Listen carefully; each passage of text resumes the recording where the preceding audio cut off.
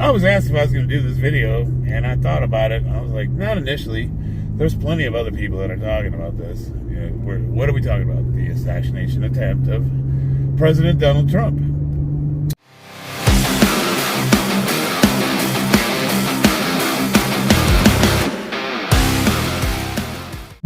Now, for starters, people ask, are you a Trump supporter? I don't really support any president. I think that one of the problems of this country is that we collectively have this idea that if we just vote harder, we're going to get a savior in office and he's going to come and collectively fix all of our problems. And it just doesn't work that way. We have three branches of the government, and there's a built-in gridlock.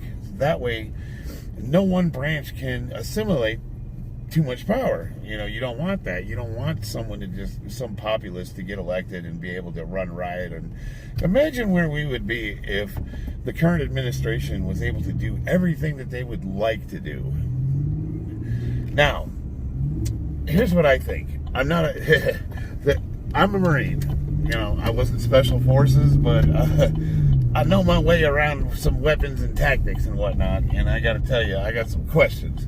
First of all, I've been watching tons and tons and tons of videos on what happened, how it went down. How did that guy get on that roof? 130 yards from the president. How was that possible? I don't know how you missed, to be honest with you. I consistently make longer shots with my shotgun using slugs than he did with an AR rifle and .223 ammunition. So the fact that he missed is a miracle, and what really sucks is that there was casualties, and there's not many news outlets that are covering that. I mean, that's just a good guy got killed, and it really sucks. There was one death, 2 wounded, I believe, and they're still in critical condition, and that's terrible. That is absolutely awful that nobody's talking about that. But that aside, I've watched about 10 different videos, and more than half of them stated that people saw this guy crawling on the roof and they tried to alert the authorities. Now, they were talking about how could the snipers not see these guys? Generally speaking, the snipers have like a field of fire or an area of responsibility, so they're looking way farther out than that roof. As a matter of fact, if you look at the video, when the sniper that took him out eventually did take a shot at him, he had to lower his weapon a lot. So he wasn't, you know, the guy's looking through a scope and he's got his spotter and they're watching their area of responsibility. They're not looking at that roof. But after the president got shot, he got hit in the ear, and Secret Service mobbed him, that's when you saw the area of responsibility. That crew came out, and they were looking for additional threats. Those are the people that should have responded when it was I pointed out to them that somebody was on that roof. So I would have a lot of questions for that team as to why nobody did anything when a ton of people, more than a few, saw this guy on the roof crawling around. It just blows me away that was allowed to happen, and it makes me wonder, like, what's really going on. And then the other question I have is how they were so able to quickly find somebody that knew the shooter and basically paint him as the lone gunman. Of course he's the lone gunman. It's just, there's a lot of things that are awfully convenient about this whole thing. And I have the more videos I watch, the more questions I have. It's like, how? Well, isn't that convenient? You know what I mean? Oh man, it just blows me away. It just blows me away. Now, the other thing that some of my friends, people have said to me is like, well, how would you have felt if this happened to Joe Biden?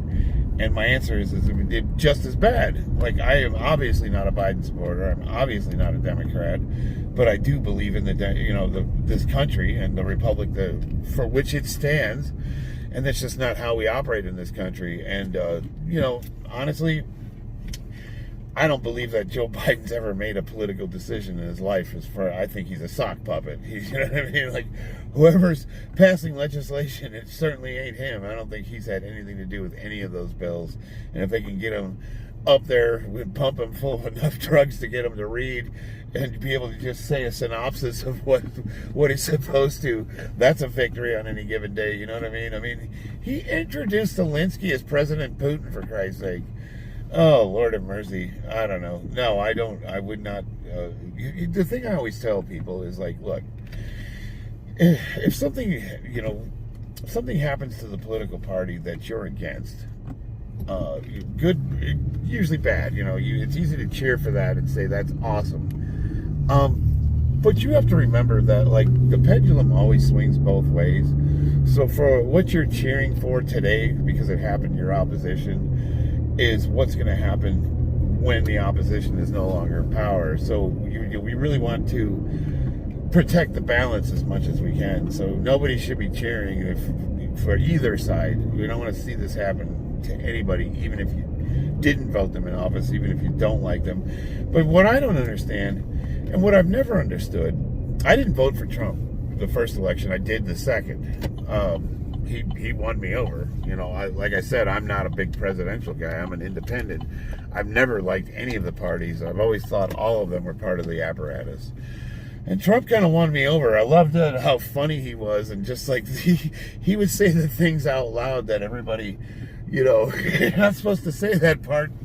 And everybody talked about like how corrupt he is, but I never understood the hatred, because all the parties were corrupt. I mean, like, for years we watched everybody get away with crimes, and it's like the stuff that they're trying to hang him for, other presidents have gotten caught red-handed doing, and not so much as a mention on the news, let alone charges being brought up. So you see this witch hunt, now an assassination attempt, and it's just, he's kind of winning me over, I'll be honest with you, because that's the first evidence that I've seen that the apparatus wants him gone, and just that fact alone means that he's not part of it.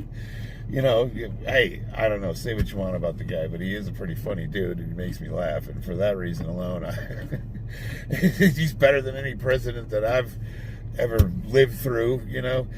All of them. You could say that the Bush administrations, both of them,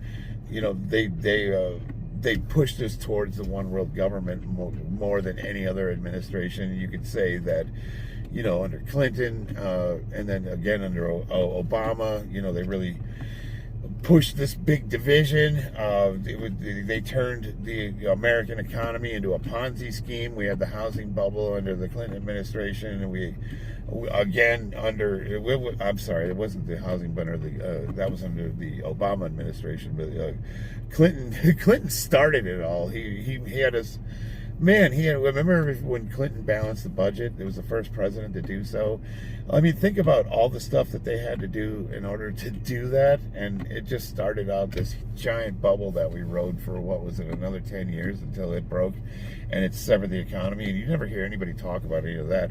They talk about, like, the January 6th riots, and they don't bring up, like, the 16th of 2020 when he was, or 2016 when he was elected, and they were burning down the streets, Washington D.C., and they did like billions of dollars of damage, and it didn't even make the news. And it was like real riots that shut the city down and destroyed tons of local businesses and private property, and but they didn't actually invade the White House. The White House actually kind of went unscathed under that whole thing, but everything around the White House was on fire, and nobody brought that up. And yet they talk about January 6th like it's an insurrection. It's just like the hypocrisy runs so deep, and it's just like, it just makes me wonder, do you people not watch anything but MSNBC and CNN? Do you not consume any other news? I mean, you could go on YouTube and literally watch videos of pretty much everything, and then you tell us that we're conspiracy theorists when we're the ones that have actually looked at the evidence. I watch it. I've seen the videos with my own eyes, and you're saying I'm the one that's crazy. I don't know. It's just this whole thing. I don't know. Is it an inside job? I think so. Yeah, because it's so egregious that it was allowed to even happen, and the way it went down, that I just can't see. There's just no way it can't be. You know what I mean? And if that's the case, if that is the case, it gives me hope, because that means that there is somebody that out there that's still willing to push against this machine that's trying to take your rights and my rights and turn us into this globalist. I don't know. You'll own nothing and you'll be happy, or whatever. Carl Schwartz or whatever the hell his name is. This comically, cartoonishly evil henchman at the. The world's gone bananas, man. All you can do is laugh. I mean, really. The only thing that saddens me are the actual victims of this, the gentleman that got shot trying to shield his family, and the two people that are in critical condition. They're the real victims of this whole thing. Should this divide us? Is this going to push us closer to civil war? No, I don't think so. I think one of the problems that we run into is that we try to put everybody in these boxes. You know, Democrats are this, Republicans are this, conservatives are this, liberals are this. And it really takes the individual out of it. You know, the second you say you're a white guy, you're in that box, or you're a black guy, you're in that box.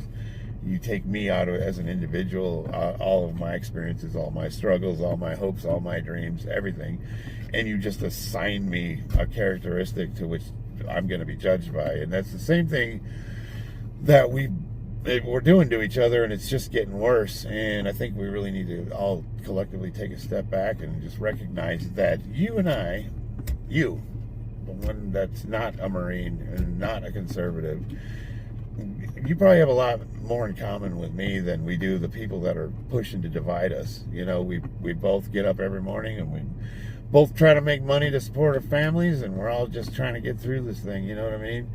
And if you look at our similarities, I bet there's a lot more of them than there are differences. That's been my experience anyway.